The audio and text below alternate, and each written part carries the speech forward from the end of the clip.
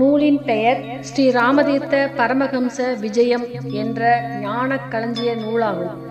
இந்நூலினை கொடுத்த ஞான பெருந்தகை யார் என்றால் சுவாமி ராமதீர்த்தர். பதிவின் தலைப்பு: வெற்றி பெறுவதற்கேற்ற சாதனம். இப்பொழுது பதிவின் தொடக்கம் ஆரம்பம். கடமை என்னும் பதத்தை கேட்டவுடன் பலர் முகம் வெளுத்து போய் ஒரு மூலையில் கவலையுடன் உட்காருகின்றனர்.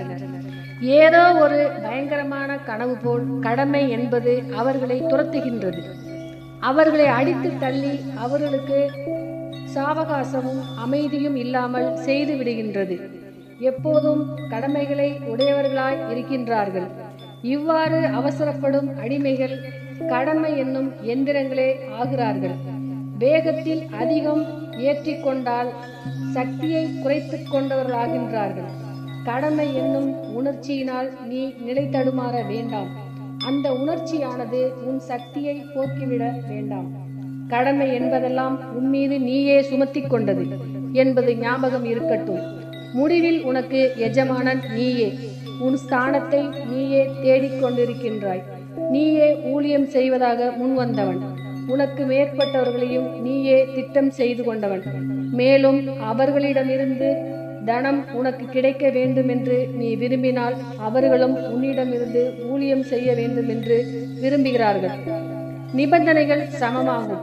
வேலையும் அதன் பயனும் சம அளவுதான். உனது மனோபாவனையை திருப்திப்படுத்தவே நீ வேலை செய்கின்றாய்.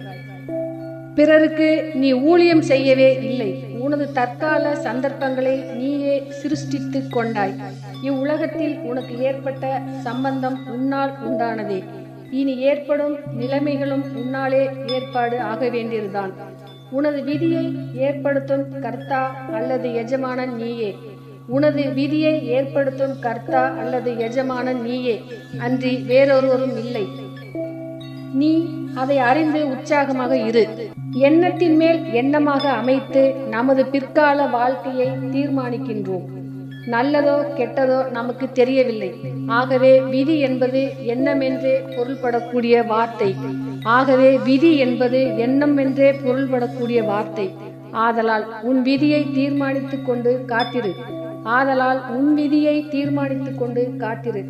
மனம் என்பது சர்வ சக்தியுடன் கூடியது என்பது ஞாபகம் இருக்கட்டும். அமைதியுடனும் பலமாகவும் சிரத்தையுடன் நில். பயப்பட வேண்டிய பயம் என்பதுதான். உனக்குள்ளே இருக்கும் அந்தர்யாமியாகிய கடவுள் எழும்பி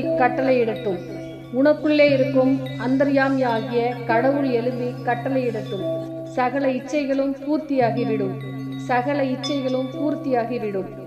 தள்ளாடி கொண்டு வரும் தொழிலாளியைப் போல் உன் வேலையினிடம் செல்லாதே.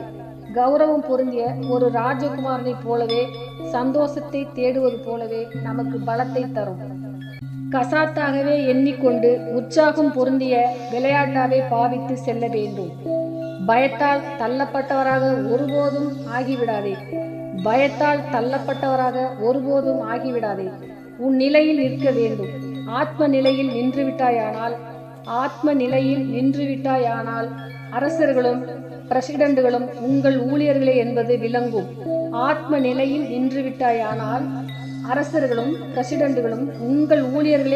விளங்கும். நட்சத்திரங்கள் இயற்கையாகவே வேலை செய்கின்றன.